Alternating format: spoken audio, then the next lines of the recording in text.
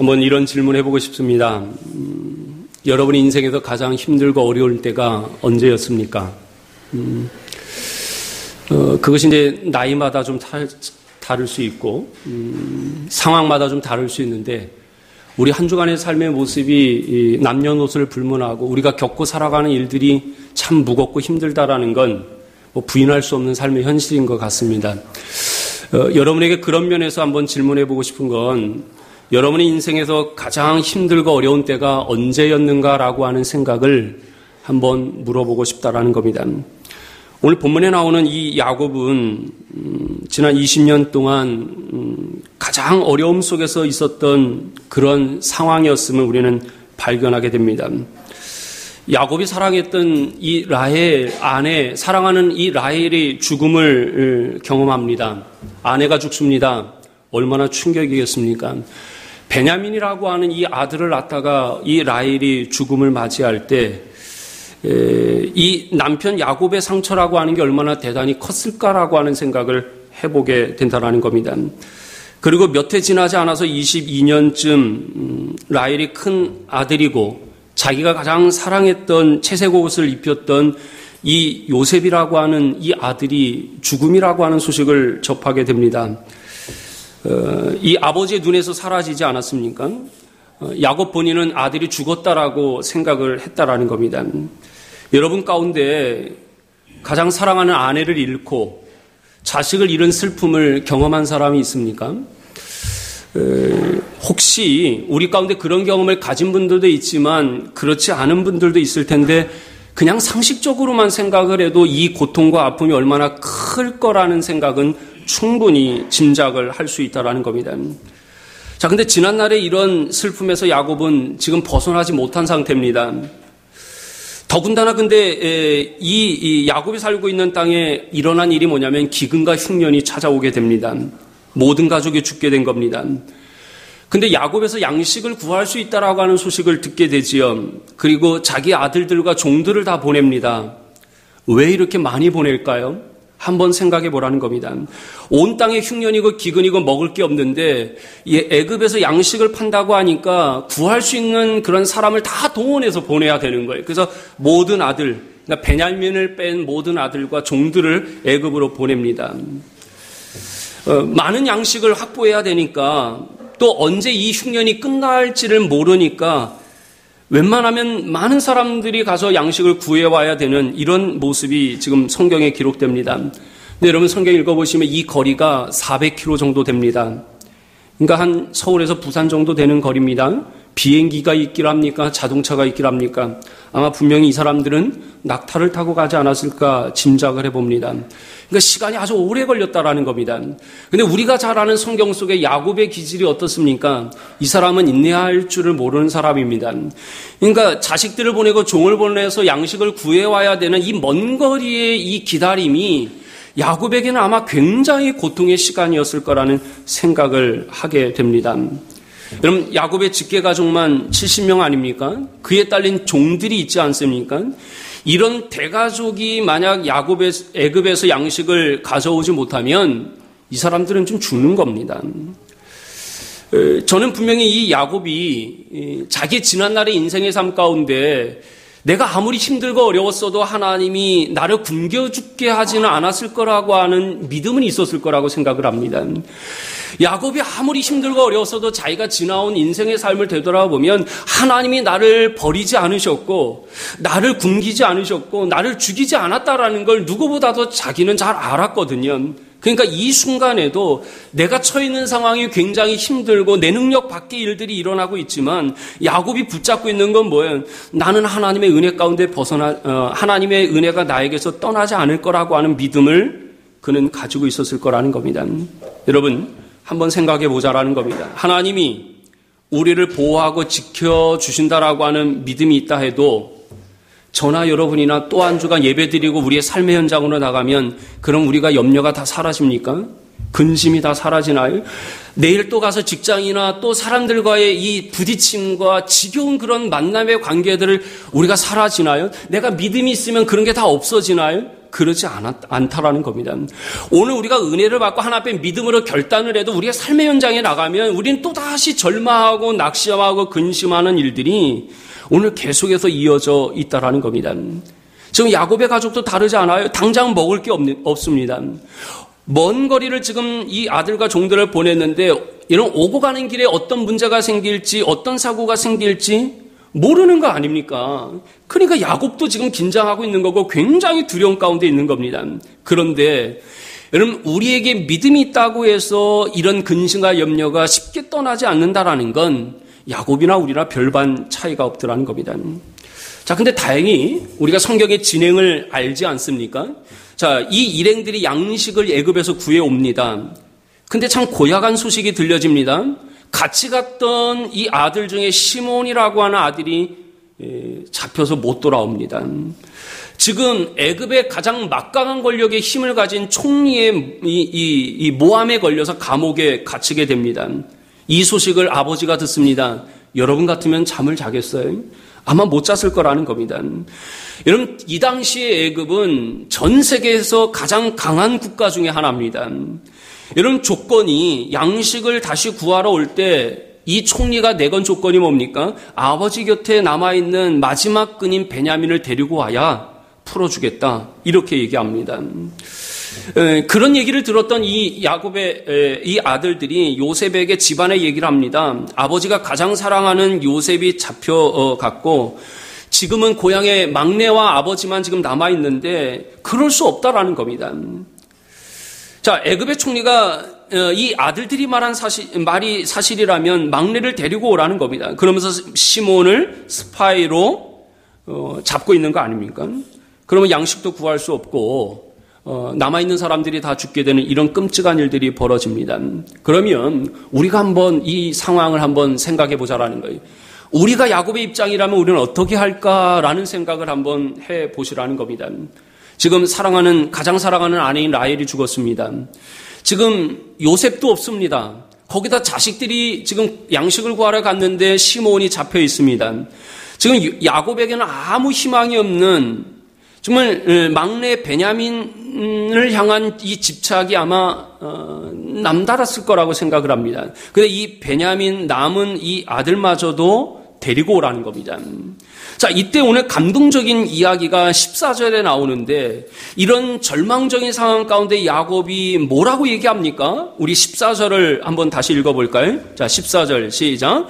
전능하신 하나님께서 그 사람 앞에서 너희에게 은혜를 베푸사 그 사람으로 너희 다른 형제와 베냐민을 돌려보내게 하시기를 원하노라. 내가 자식을 잃게 되면 이르리로다. 여러분, 지금 야곱이 한 말이 뭔 줄 아십니까? 지금 전능하신 하나님께서 너희에게 은혜를 베푸사 은혜를 구합니다. 그리고 다른 형제와 베냐민을 돌려보내기를 원한다라고 얘기하는데 지금 야곱의 기대가 뭡니까? 지금 최악의 상황이거든요. 최악의 상황 가운데 이 야곱이 의지하고 바라보는 대상이 누구라는 거지요?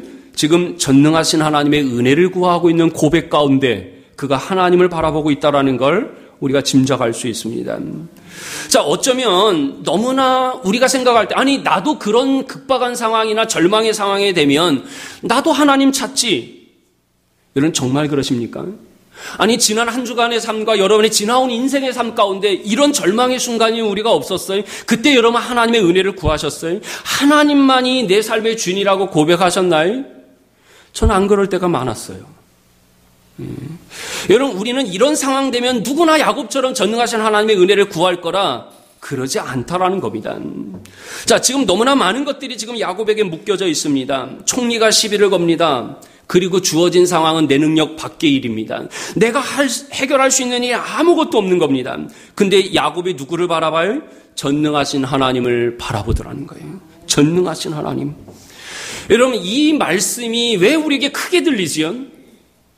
여러분 오늘 우리에게 왜 울림이 되는 거지요? 우리의 상황과 야곱의 상황이 별반 다르지 않은 거예요.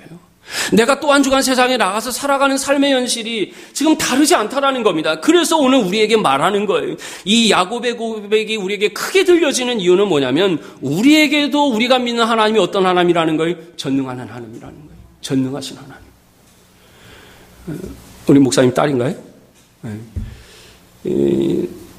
나도 목사님의 자녀로 우리 집안이 목사님 3대 집안이거든요.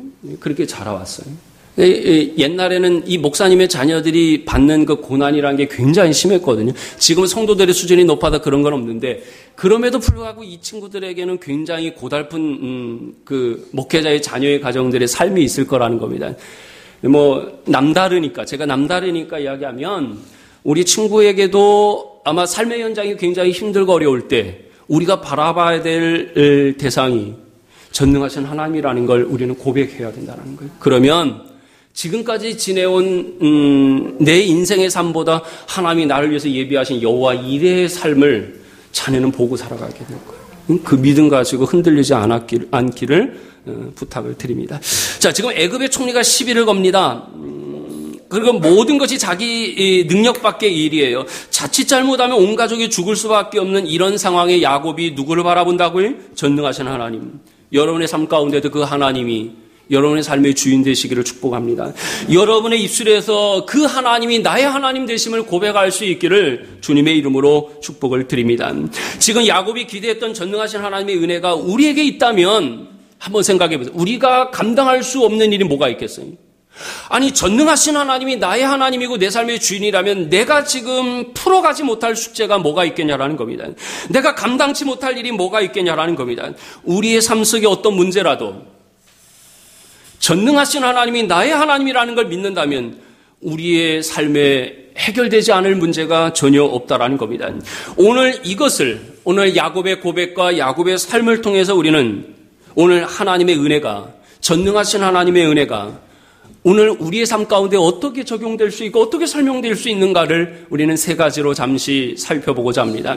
첫 번째는요, 오늘 야곱이 고백한 전능하신 하나님의 은혜는 이미 우리에게 베풀어진 은혜라는 겁니다. 야곱에게 이미 베풀어진 은혜처럼 우리의 삶 가운데도 이미 베풀어진 은혜라는 겁니다. 근데 다만 여기 본문의 말씀을 보면 이 베풀어진 하나님의 은혜를 야곱은 지금 보지 못하고 있다는 거예요. 우리는 다른가요? 여러분, 지금 애굽의 총리가 요셉이라는 걸 이 야곱이 몰라요. 형제들이 몰라요.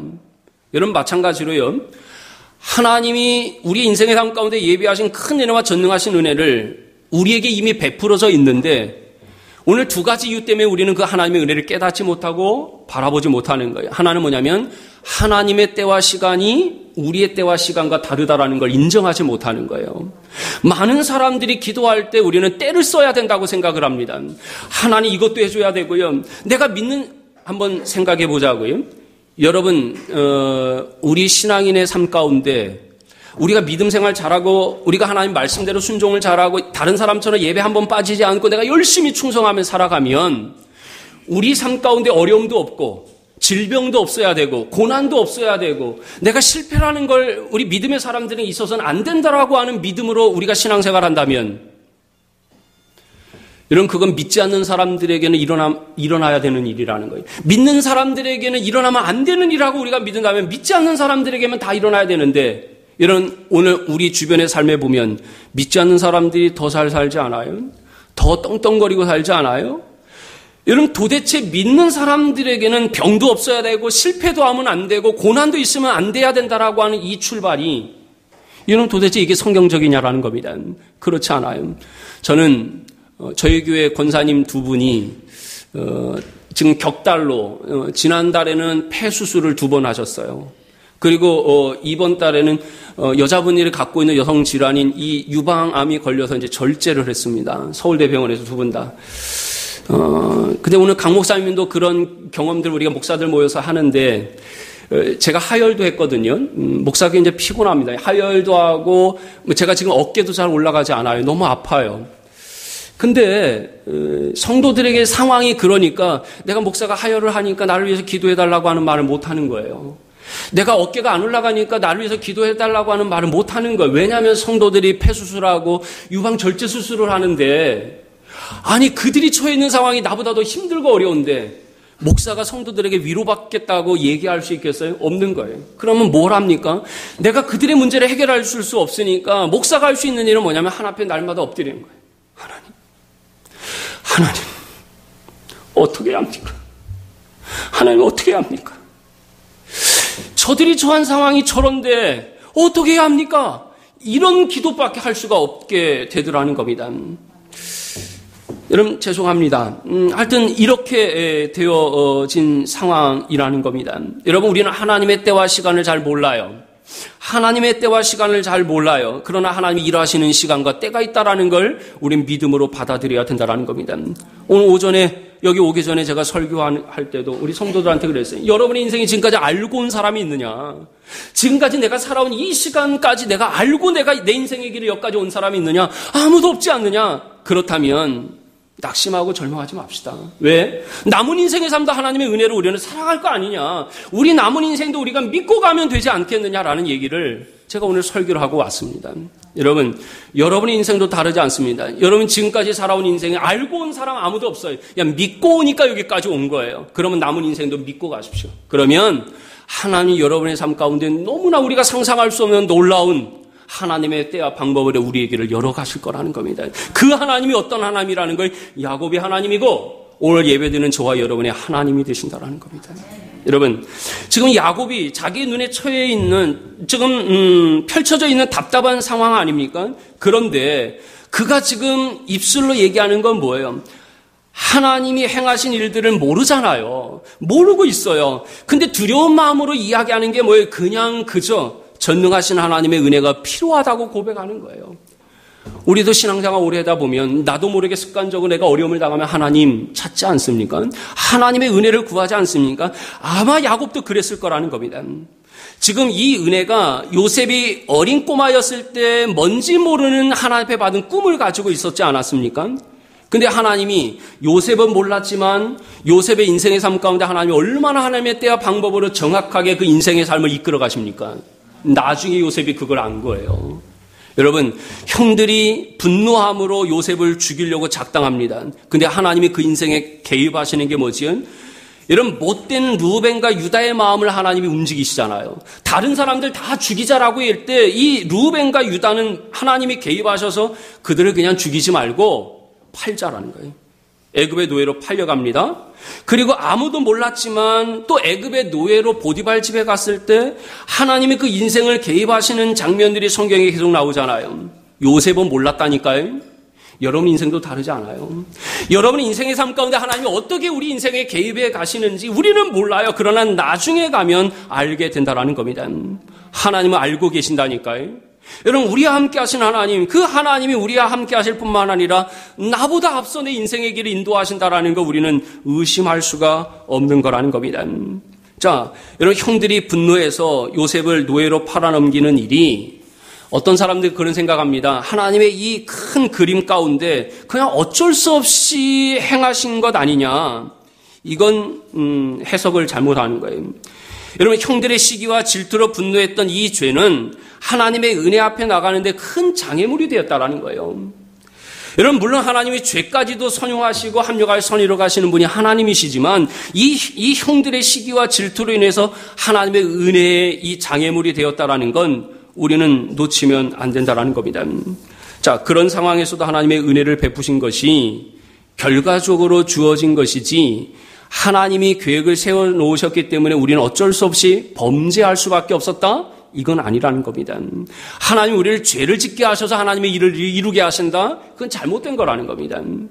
자, 여러분 지금은 하나님의 이 계획과 은혜를 우리가 은혜보다는 우리의 처해 있는 상황에 힘들고 어려운 것 때문에 우리는 괴로워할 때가 많은데 여기 보십시오. 하나님의 은혜가 우리에게 이미 주어졌다는 걸 여러분 우리가 어떻게 받아들일 수 있습니까?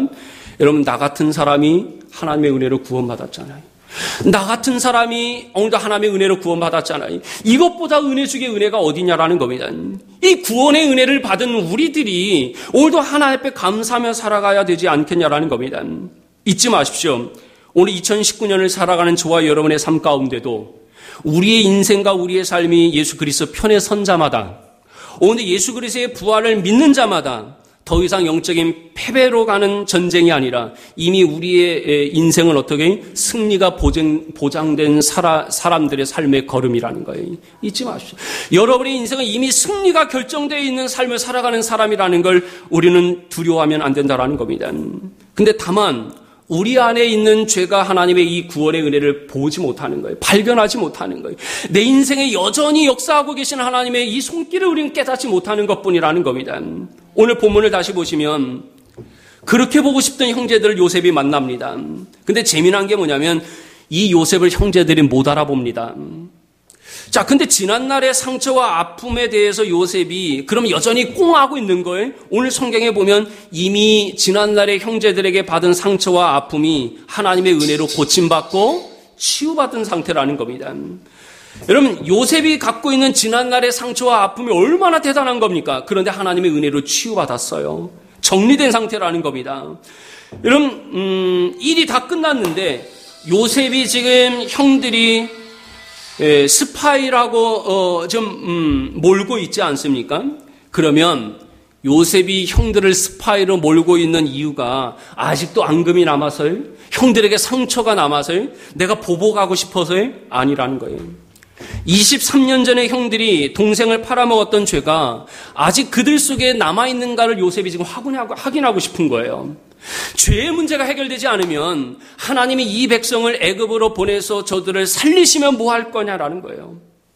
여러분 한번 생각해 보세요. 제가 오늘 재미난 설교를 오늘 교인들에게 했는데, 여러분 우리가 이스라엘 백성들이 출애굽을 하고 40년의 광야 생활을 합니다. 근데 이 못난 이스라엘 사람들이 40년 광야 생활 동안 자기들이 아무것도 안 했는데 하나님이 40년 동안 만나와 메추라기를 먹이셨어요. 만나를 40년 동안 먹이시지 않았습니까? 근데 이 사람들이 불평불만합니다. 애굽의 노예 생활할 때 먹었던 게 뭐 대단하겠어요? 노예가 먹는 게 뭐 대단하겠어요? 근데 그걸 그리워하잖아요. 여러분 근데 그 생각을 해보라는 겁니다. 만약에 그들에게 하나님이 만나를 일주일마다 식단을 바꿔줘요. 그럼 그들이 불평 안 할까요? 여러분 일주일마다 오늘 이 만나를 주실 때 이번 주에는 숯불 맛, 다음 주는 치즈 맛, 뭐 그 다음 맛은 뭐 또 다른 맛, 뭐 이렇게 하나님이 식단을 바꿔주시면 이스라엘 백성들이 원망하지 않았을까? 성경의 하나님의 이 기록, 말씀의 기록을 보십시오. 그런 사람들이 아니라는 거 하나님이 아시는 거예요. 여러분 그들이 또 뭐라고 불평하냐면, 여러분 성경에 보면 그들이 길이 불편해서 마음이 상해 하나님 원망했다라고 성경이 기록합니다. 여러분 여러분의 인생의 삶에 길이 평탄한 하나님 원망하지 않을 것 같아요. 착각하지 마시라고요. 우리는요 먹을 것이 많아서 불평하지 않는 게 아니에요. 여러분 우리 인생의 길이 여러분 힘들고 어렵기 때문에 하나님을 원망하는 게 우리가 아니라는 겁니다.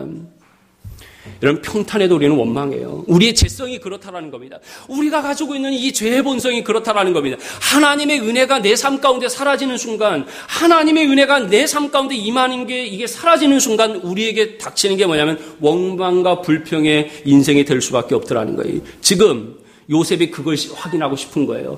형들에게 지금 이러한 시험을 하는 것은 그들에게 지금 여전히 옛날의 죄의 문제가 해결됐느냐 해결되지 않느냐 이걸 지금 확인하고 싶은 거라는 겁니다. 그래서 정탐꾼으로 몰아가는 거예요. 시몬을 인질로 몰아세우는 거예요. 그리고 아버지 곁에 마지막 끈으로 남아있는 베냐민을 데려올 때까지 기다리게 하는 거예요.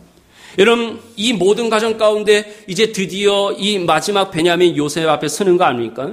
요셉이 꿈에 그리던 동생을 만납니다. 이때 요셉의 심정이 어땠을까? 여러분 이 요셉과 베냐민이 헤어질 때 나이가 2-3살 정도밖에 안 됩니다. 어머니가 죽고 2-3년이 지나고 어린 동생을 남겨두고 이 떠나야 되는 요셉의 나이가 성경에 17살입니다.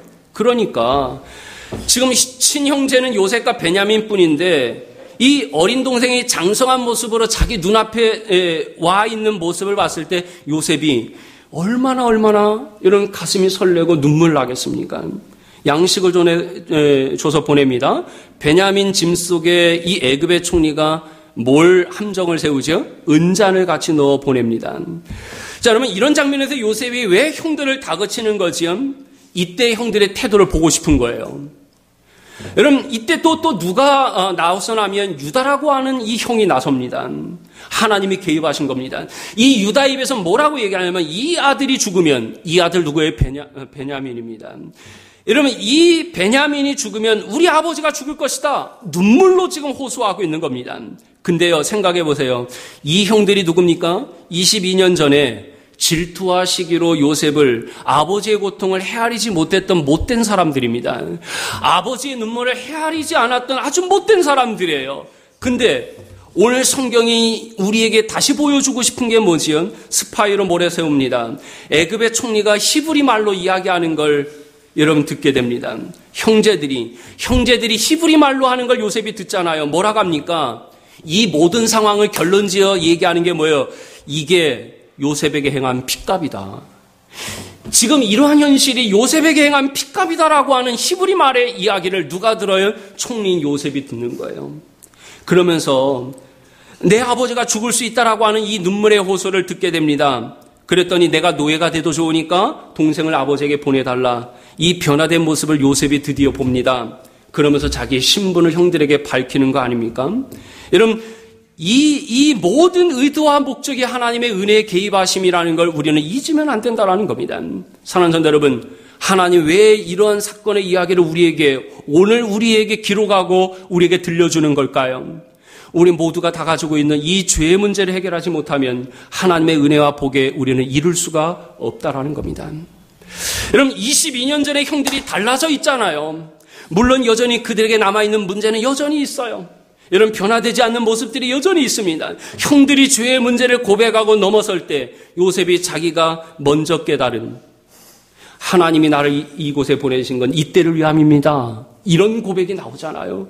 여러분, 하나님의 은혜, 하나님이 자기를 통해서 행하신 일들을 형들에게 보여주는 간증의 시간을 요셉이 가지고 있더라는 겁니다.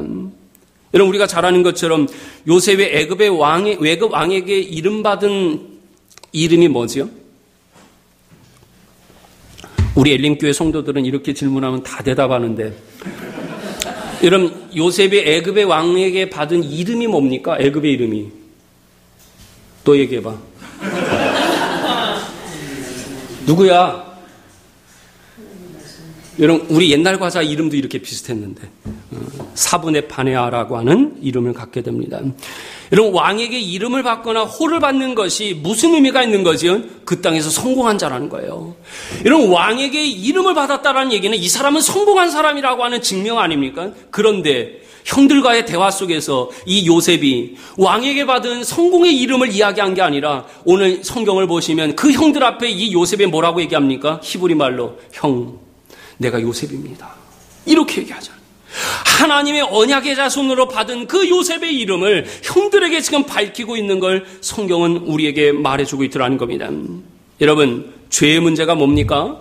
하나님이 없다고 하는 죄, 하나님이 말씀하시는데도 불순종하는 죄, 하나님이 주시는 놀라운 은혜와 복을 교만과 오만으로 하나님의 영광을 가르는 일로 살아가는 죄, 이 모든 죄를 넘어서는 만큼 오늘 놀랍게 성경 우리에게 약속하는 게 뭐예요? 하나님이 우리 인생을 번성케 하고 번성케 할 것이다. 아브라함에게 약속하신 그 복을 오늘 요셉에게도 야곱에게도 지금 하고 있는 거예요. 하나님의 은혜와 복을 누리는 자가 될 것이라고 하나님이 약속하고 있더라는 겁니다. 창성교회 성도 여러분, 우리 교회의 규모가 우리의 상황이 지금 열악하고 어려운 가운데 있는 것 때문에 우리는 힘들어할 수 있습니다. 그러나 잊지 마십시오. 여러분, 오늘 하나님의 은혜와 복을 누리는 자에게 주시는 이 하나님의 약속을 우리가 믿고 살아간다면 에스겔서를 보십시오. 하나님 우리에게 마지막 남긴 이 부탁의 말씀이 뭔지 압니까? 피투성이가 돼도 살아남으라. 피투성이가 돼도 살아남으라. 저는 이 말씀을 읽을 때마다 제가 너무 부족하고 연약한 것을 누구보다도 잘 알기 때문에 이 말씀이 위로가 되는 거예요. 피투성이가 되고 살아남아라.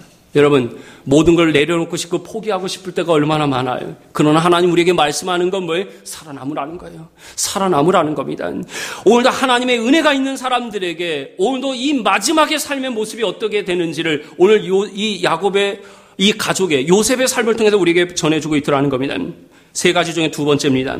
전능하신 하나님의 은혜는 모든 사람의 상상을 넘어서는 것이라는 걸 우리에게 보여주고 있습니다. 여러분, 야곱이 지금 전능하신 하나님의 은혜가 주어지기를 바란다라고 지금 자식들 앞에 고백하잖아요. 이 고백은 우리처럼 믿음이 있어서 고백하는 것이라기보다는 내가 할 수 있는 게 아무것도 없으니까 하나님이 우리의 가정, 우리의 자녀들을 좀 도와달라고 하는 그런 기도였을 거라는 겁니다. 상식선에서 한번 생각해 보라는 겁니다. 야곱이 이때 전능하신 하나님 앞에 구한 기도의 내용이 어떤 내용이었을까? 지금 자식이 스파이 혐의로 받고 있어요. 감옥에 있어요. 양식이 없으면 이 가족이 살아갈 수 없습니다. 계속되는 흉년 가운데 애굽에서 양식을 얻어야만 우리 가족이 살아갈 수 있는 거 아닙니까? 그러니까 이 길이 막히면 안 되는 거예요. 그러니까 이 야곱이 하나님 앞에 기도하는 전능하신 하나님의 은혜를 구하는 건 상식선에서 내 삶의 모습들이 어려움을 당하면 안 되고 내 자식들이 지금 공고함 당하면 안 되고 이런 선에서 하나님 앞에 은혜를 구하는 것 아니겠습니까? 그런데 내가 살아가는데 이 정도만 확보되면 내가 가나안 땅에서 얼마든지 살아갈 수 있으니까 구했던 은혜인데 여러분 하나님이 이 야곱에게 예비하신 은혜의 이 모습을 보라는 거예요. 나는 당장 그냥 먹고 사는 것에 하나님 앞에 은혜를 구하고 내 자식의 어려움에 이 은혜를 구했는데 하나님이 그의 가정에 예비하신 건 뭐예요? 그들이 상상할 수 없는 그들이 도저히 상상할 수 없는 하나님의 놀라운 이 계획하심이 그 삶 가운데 나타나는 걸 보게 되더라는 겁니다. 여러분 창세기 41장부터 43장까지 오늘 집에 가서도 꼭 읽어보십시오. 오늘 복 있는 사람이 어떤 사람인가를 우리에게 설명합니다. 여기 요셉이 어떤 사람입니까? 노예 출신입니다. 지금 30살의 젊은 요셉입니다. 근데 당대 최고의 나라 왕 앞에서 지금 바로의 꿈을 해석을 합니다. 근데 요셉이 이때 한 말이 뭐냐면 해석은 내가 하는 게 아니라 하나님이 하신다. 당신이 풀지 못하는 꿈을 나에게 얘기해달라. 그럼 하나님이 그것을 해석해 줄 거라. 여러분 이때만 해도 요셉이 어릴 때 받은 하나님의 꿈을 알았다 몰랐다? 몰랐다라는 겁니다. 여러분 요셉 해석을 듣고 나서 바로와 이 신하들의 태도를 성경을 통해서 확인해 보십시오. 이 사람이 여러분 이방 나라 사람 아닙니까? 이 노예 출신입니다. 여러분 제대로 공부를 했겠어요? 그네들 나라의 살림을 맡긴다고요? 자국의 사람도 아니고 노예 출신이고요. 죄수로 살았던 요셉에게 이 나라의 살림을 맡긴다고요? 여러분이 왕이거나 여러분이 왕의 신하였다면 이거 할 수 있겠어요? 못하는 거예요. 아니 우리 식구들 우리나라 사람들이 해도 지금 시원찮을 판인데 아니 이 죄수 출신의 사람 노예 사람을 들어서 나라의 살림을 맡긴다? 불가능한 거 아닙니까?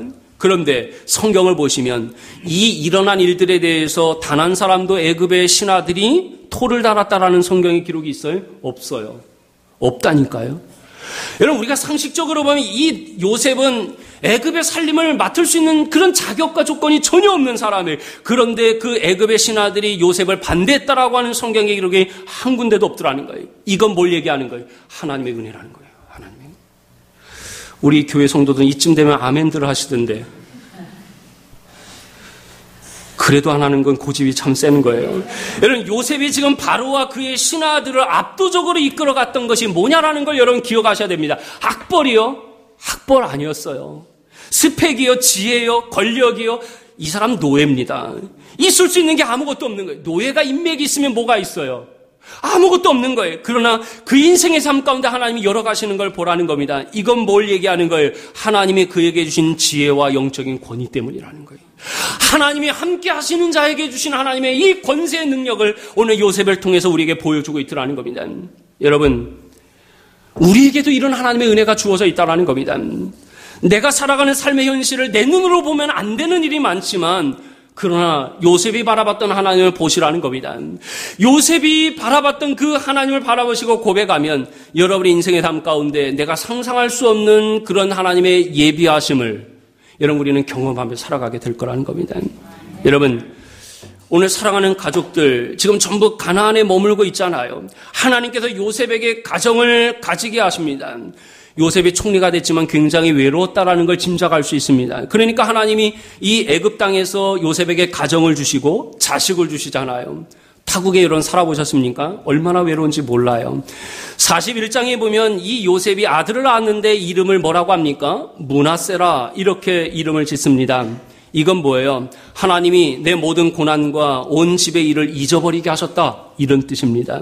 그러면 지금 요셉이 지난날에 자기가 겪은 고난과 아픔을 여전히 그냥 마음에 두고 상처로 살아가고 있는 걸 그게 아니라는 겁니다. 하나님이 내 모든 고난과 내 아버지의 온 집의 일을 잊어버리게 하셨다. 잊어버림 이렇게 표현합니다. 지금 형들이 나를 팔아넘겼어요. 내가 두고 보자 이런 마음이 아니라는 겁니다. 지금 하나님의 은혜로 지난날의 상처와 아픔을 잊어버리게 하신 하나님에 대한 은혜를 고백하고 있는 이름으로 이 이름을 짓고 있더라는 겁니다. 여러분 42장에 보면 형들이 양식을 사러 요셉에게 와 절을 합니다. 8절과 9절에 나옵니다. 22년 만에 형들이 이제 만남을 갖게 됩니다. 근데 못 알아보지 않습니까?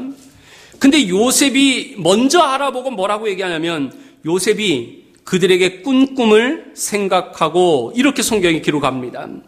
오랜 시절의 꿈을 하나님이 이렇게 놀랍게 이루어지게 하심을 요셉은 알게 된 거예요. 깨닫게 된 거예요. 아, 내 인생의 삶 가운데 내가 고난의 길을 걸어왔지만 내 눈으로 볼 때는 절망이고 포기하고 싶은 상황들을 살아왔지만 아, 이제 보니까 이 모든 것이 하나님의 은혜였구나 라는 것을 이 요셉이 깨닫게 되었다라는 겁니다.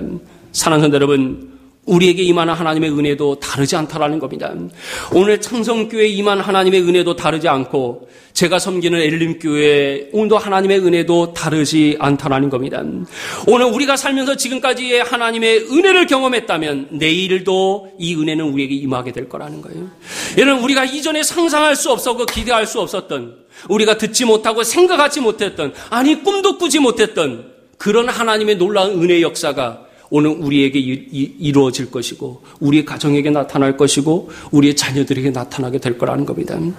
여러분, 하나님을 내 수준으로 제약하지 말라라는 겁니다. 하나님은 전능하셔서 그의 약속을 반드시 이루시는 하나님이라는 걸 우리는 기억하며 살아야 된다는 겁니다.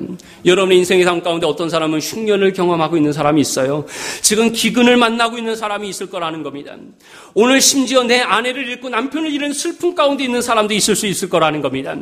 온갖 인생에서 벌어진 일들이 우리를 힘들게 할지라도 오늘 야곱이 바라보며 고백했던 그 고백, 전능하신 하나님의 은혜를 구하는 우리 창성교회 성도들 되시길 주님의 이름으로 축복을 드립니다. 이제 드디어 이제 세 가지 중에 마지막 세 번째입니다.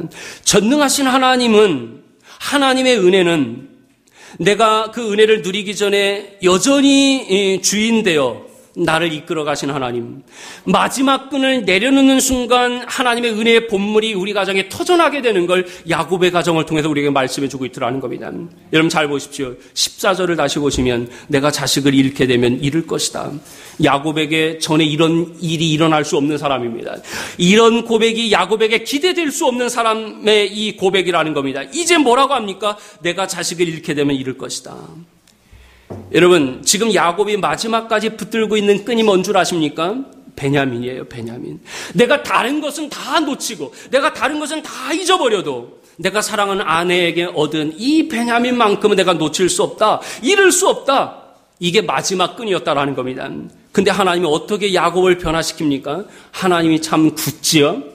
여러분, 하나님이 참 얄궂잖아요. 내가 이것만큼, 하나님 내가 다 포기할 수 있는데 이것만큼은 포기할 수 없습니다 라고 했던 이 베냐민의 끈을 하나님이 놓게 하시는 거예요. 하나님이 야곱이 붙잡고 있는 인간적인 방법을 하나님 놓게 하시더라는 거예요. 여러분이 하나님을 믿고 전능하신 하나님을 믿는 이 믿음을 저는 의심하지 않아요. 오늘 여러분이 믿는 하나님에 대한 여러분의 믿음을 저는 의심하지 않아요. 여러분 예배 빠져도, 여러분의 삶 가운데 내가 시험에 들고 어려움 가운데 있어도 여러분이 믿는 하나님의 신앙의 고백을 목사들은 의심하지 않습니다. 여러분의 믿음과 신앙이 진심이라는 걸 믿어요. 그러나 여러분 여기 잘 보십시오. 여전히 내가 그렇게 신앙생활을 하는데 마지막 붙잡고 있는 끈을 하나님이 이것만큼은 그냥 내버려 두시면 좋을 것 같은데 그것까지 내려놓게 하시더라는 거예요. 어떻게 해요? 자식을 잃게 되면 이르리라. 마지막 베냐민을 보내게 됩니다. 여러분, 야곱이 지금 마지막 쥐고 살고 있던 끈을 하나님이 내려놓으라고 하니까 이것 기꺼이 야곱이 순종하고 내려놓는 믿음의 결단을 보여줍니다. 여러분, 자기 아들을 정탐과 스파이로 몰고 있는 이 요셉, 애굽의 총리인 줄 모르고 오늘 성경 우리가 읽은 본문에 보면 총리에게 줄 선물을 시골에 이 촌사람이 준비하고 있는 걸 봅니다. 여러분, 가장 강대국의 왕이 시골 촌사람이 보내는 선물이 눈에 차겠어요? 그런데 최고의 선물을 준비합니다. 그리고 이 총리의 모함에 아들의 보따리에 가져온 돈을 그대로 돌려보내잖아요. 아니, 2배로 준비해서 돌려보냅니다. 최선을 다한다라는 겁니다. 여러분, 요즘 해외여행 가면 사가지고 올 게 없다라는 거 여러분 아십니까? 내가 사오지 않아도 이 대한민국의 이 슈퍼나 이 화려마트나 백화점 가면 외국에서 사지 않아도 되는 만큼 다 있거든요. 제가 1999년에 독일에 갔습니다. 독일 한인교회 목회를 했습니다. 근데 저희 이제 목사 안수를 받고 다음에 저희 2000년에 저희 어머니가 돌아가셨습니다. 1999년에 독일을 갔는데 2000년에 어머니가 돌아가셨어요. 제가 교인들 데리고 이런 놀라지 마십시오. 독일의 교회는 수련회를 가고 야외를 가는데 프랑스를 가고 네덜란드를 가고 이렇게 갑니다. 네, 여러분 4시간 5시간 차를 운행하고 교인들이 함께 쭉 가서 바다를 보고 먹고 즐기고 옵니다. 그날도 프랑스에 야외를 갔는데 소식을 들은 겁니다. 티켓이 없는 거예요. 고국으로 돌아올. 그래서 저 때문에 어머니가 장례를 5일장을 하셨어요. 근데 이제 제 식구를 데리고 이제 이 집 골목에 들어오는데 여러분 우리나라는 장례를 치면 이렇게 등도 달고 많이 하지 않습니까? 교회에서 이제 장례를 치렀는데 그때부터 제가 너무 슬픈 거예요. 근데 왜 슬프냐면 제가 이제 독일에 가서 이제 한국에 돌아왔는데 저희 어머니가 이제 독일 가서 한인 목회를 한다니까 힘들다라고 생각하는 거예요. 그래서 바리바리 갈 때 이 짐가방에게 샴푸도 싸주고 린스도 싸주고 막 여러 가지 싸준 거예요. 그래서 제가 그래서 엄마 독일에는 우리보다 더 잘 살기 때문에 많아. 걱정하지 마. 근데 어머니 마음은 그런 게 아닌가 봐요. 그래서 계속 싸줍니다. 근데 제가 화를 냈던 게 뭐냐면 가져가면 분명히 이게 터질 거라는 걸 알아요. 그러니까 진짜 독일에 가서 집에 가서 가방을 열어보니까 터진 거예요. 얼마나 화가 나는지 몰라요.